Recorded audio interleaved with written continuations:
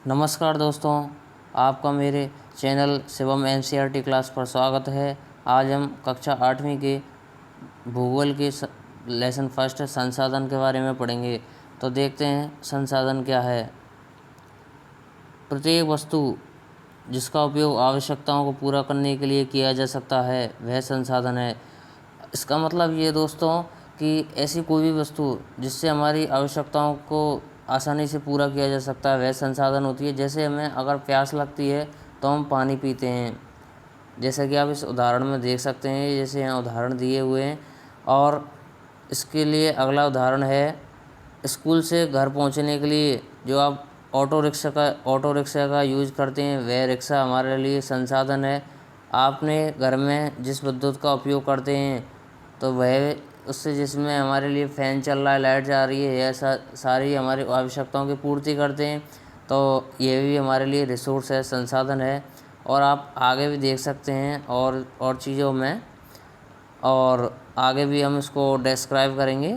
और आगे देखते हैं, इसमें शब्दावली आई है हमारे साइड में, एक शब्दावली है पेटेंट। ये भी इम्पोर्टेंट है, इसको आप ज़रूर ध्यान दें। इसका तात्पर्य किसी विचार अथवा आविष्कार पर एकमात्र अधिकार से है। तो पेटेंट्स आप दोस्तों इसका मतलब क्या है, इसे आप एक उदाहरण के जरिए आप इसे ढंग से समझ सकते हैं। जैसा ये उदाहरण दे रखा है, कुछ संसाधन समय के साथ आर्थिक रूप से मूल्यवान हो सकते हैं। आपकी दादी के घरेलू नुस्खों का आज कोई वाणिज्यिक मूल्य नहीं है। यदि वे पेटेंट के उपरांत मेडिकल फर्म द्वारा बेचे जाते हैं तब वे आर्थिक रूप से मूल्यवान हो सकते हैं। तो दोस्तों इसका मतलब यह है कि अगर आपने किसी चीज़ का आविष्कार किया है और उसके आप एकमात्र केवल आपका ही उस पर एकमात्र अधिकार है, तो आप उसे सरकार के द्वारा ऑथराइज करा करके आप उसे मार्केट में बेच सकते हैं और उससे पैसे अर्न कर सकते हैं। और उससे आपको पैसा अर्न भी होगा। लेकिन अगर आपकी दादी उनको बेचे और उनके पास कोई मेडिकल ऑथेंटिक कोई चीज़ नहीं हो सरकार के द्वारा, तो उसकी कोई वैल्यू नहीं रहती, आर्थिक वैल्यू नहीं रहती है। तो देखते हैं और आगे आप देखते हैं, और जो संसाधनों के प्रकार हैं इसको भी हम देखते हैं। संसाधनों के प्रकार के हिसाब से इन्हें 3 भागों में बांटा गया है: प्राकृतिक संसाधन, मानव निर्मित संसाधन और मानव में वर्गीकृत किया गया है। 3 प्रकार में इसको बांटा गया है। सबसे पहला जो संसाधन है वह है प्राकृतिक संसाधन। जो संसाधन प्रकृति से प्राप्त होते हैं और अधिक संशोधन के बिना उपयोग में लाए जाते हैं प्राकृतिक संसाधन कहलाते हैं। तो दोस्तों इसका मतलब है कि ऐसे संसाधन जो डायरेक्ट हमें प्रकृति से मिलते हैं, प्राकृतिक रूप से प्राकृतिक होते हैं, जो प्रकृति से मिलते हैं और इनमें हमारा मानव के द्वारा कोई संशोधन नहीं किया जाता है। मतलब इनका कोई इसमें बीच का मामला कुछ भी नहीं है, इनमें कोई भी संशोधन नहीं है। जैसे आप इसे समझ सकते हैं, वायु जिसमें हम सांस लेते हैं, हमारी नदियों और झीलों का जल, मृदा और खनिज सभी प्राकृतिक संसाधन हैं। वायु जिसमें हम सांस ले रहे हैं इसमें मानव के द्वारा कोई संशोधन नहीं किया गया है। नदियों का जल है, मृदा, खनिज, ये सभी प्राकृतिक संसाधन हैं। ठीक है दोस्तों। और प्राकृतिक संसाधनों को विस्तृत रूप से नवीकरणीय और अनवीकरणीय संसाधनों में विभाजित किया गया है। इसमें सबसे ये पेपरों की दृष्टि से भी इम्पोर्टेंट है, नवीकरणीय संसाधनों और अनवीकरणीय संसाधन। नवीकरणीय संसाधन में हम देखते हैं वे संसाधन जो शीघ्रता से नवीकृत अथवा पुनः पूरित हो जाते हैं। इनमें से कुछ असीमित हैं और इन पर मानवीय क्रियाओं का कोई प्रभाव नहीं होता है, जैसे सौर ऊर्जा और पवन ऊर्जा। तो दोस्तों नवीकरणीय संसाधन आप इनको कह सकते हैं जो शीघ्रता से नवीकृत अथवा पुनः पूरित हो जाते हैं। इनका भंडार असीमित है, जैसे पवन ऊर्जा और सौर ऊर्जा, इनका हम कितना भी यूज ले सकते हैं। सौर ऊर्जा, पवन ऊर्जा, इनका कोई भंडार ख़त्म नहीं होता है। और नेक्स्ट देखते हैं हम अनवीकरणीय संसाधन। वे संसाधन जिनका भंडार सीमित है, भंडार के एक बार समाप्त होने के बाद उनके नवीकृत अथवा पुनः पूरित होने में हजारों वर्ष लग सकते हैं। यह अवधि मानव जीवन की अवधि से बहुत अधिक है। तो दोस्तों तो जो अनवीकरणीय जो संसाधन था उससे हमें पता चल रहा है कि जो इनके भंडार होते हैं वह सीमित होते हैं। एक बार समाप्त होने के बाद उन्हें दोबारा से प्राप्त करने में, उत्पादित करने में हजारों वर्ष का समय लग जाता है। जैसे पेट्रोलियम है, आपका कोयला है, इसके कुछ उदाहरण दिए गए हैं। प्राकृतिक गैस है, ये आपको मैं दिखा देता हूँ अलर्ट करके, ये जो दे रखे हैं उदाहरण। ये उदाहरण प्राकृतिक गैस दे रखा है, इसके कुछ उदाहरण दें। तो दोस्तों देखते हैं हम अगला, मानव निर्मित संसाधन। मानव निर्मित संसाधन, मानव निर्मित संसाधन क्या होता है दोस्तों, देखते हैं। मानव कभी कभी प्राकृतिक इसमें है, कभी कभी प्राकृतिक पदार्थ तब संसाधन बन जाते हैं जब इनका मूल रूप बदल दिया जाता है। लोहा उस समय तक संसाधन नहीं था जब तक लोगों ने इससे लोहा बनाना नहीं सीखा था। लोग प्राकृतिक संसाधनों का उपयोग पुल, सड़क, मशीन और वाहन बनाने में करते हैं, जो मानव निर्मित संसाधन के नाम से जाने जाते हैं। प्रौद्योगिकी भी एक मानव निर्मित संसाधन है। इसका मतलब क्या है दोस्तों, देखते हैं कि कभी कभी प्राकृतिक जो संसाधन हैं, प्राकृतिक जो भी पदार्थ हैं वे डायरेक्ट संसाधन नहीं बन जाते हैं, उनका मानव के द्वारा उनमें संशोधन किया जाता है, उनका मूल रूप चेंज किया जाता है, जिसमें पहले जो उनका रूप था उसे बदल के एक नया रूप दिया जाता है।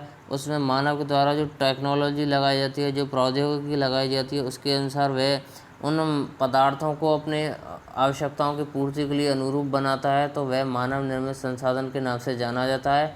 आज मानव इसके लिए लोग प्राकृतिक संसाधनों का आज उपयोग कर रहे हैं।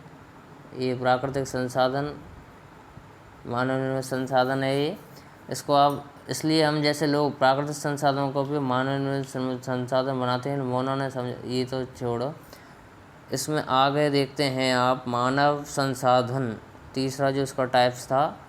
लोग और अधिक संशोधन बनाने के लिए प्रकृति का सबसे अच्छा उपयोग तभी कर सकते हैं जब उनके पास ऐसा करने का ज्ञान, कौशल तथा प्रौद्योगिकी उपलब्ध हो। इसलिए मनुष्य एक विशिष्ट प्रकार का संसाधन है, अतः लोग मानव संसाधन हैं। तो आप कैसे देख सकते हैं, इस परिभाषा के अनुसार जो मानव संसाधन है, स्वयं मानव सबसे बड़ा संसाधन इसमें बताया गया है। और अब ये काफ़ी बार पेपर में पूछा गया कि अंतिम जो आपका संसाधन है वह स्वयं मानव ही अंतिम संसाधन है।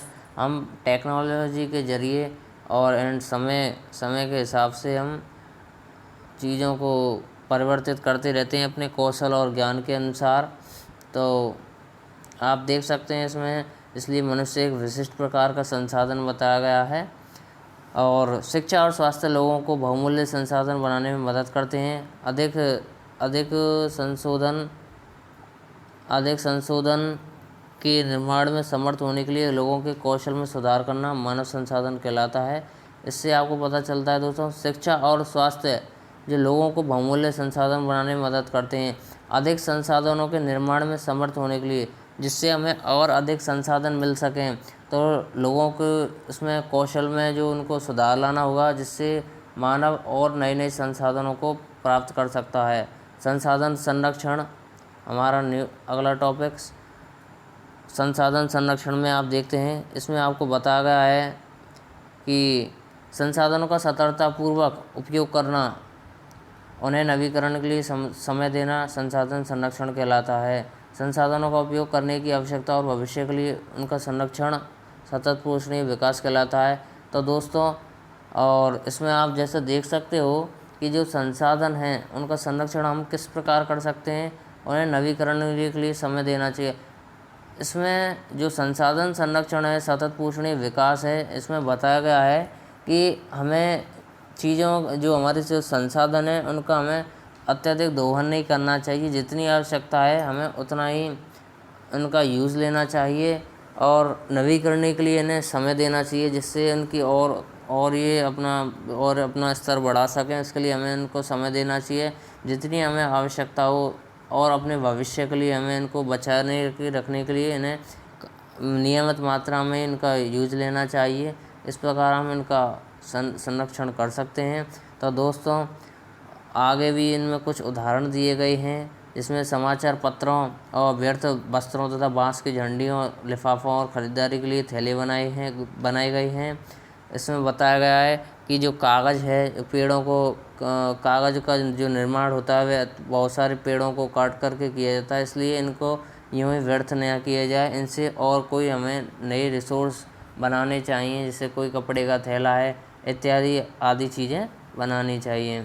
तो दोस्तों, अगर आपको मेरी ये क्लास अच्छी लगी हो तो आप इसे ज़रूर सपोर्ट करें, लाइक करें और शेयर करें। जो भी दोस्त इस पर पहली बार आया हो चैनल पर तो इसे सब्सक्राइब ज़रूर कर ले। मैं और भी लेसनों की वीडियो आगे नेक्स्ट वीडियो में डालूँगा। Thanks for my watching video.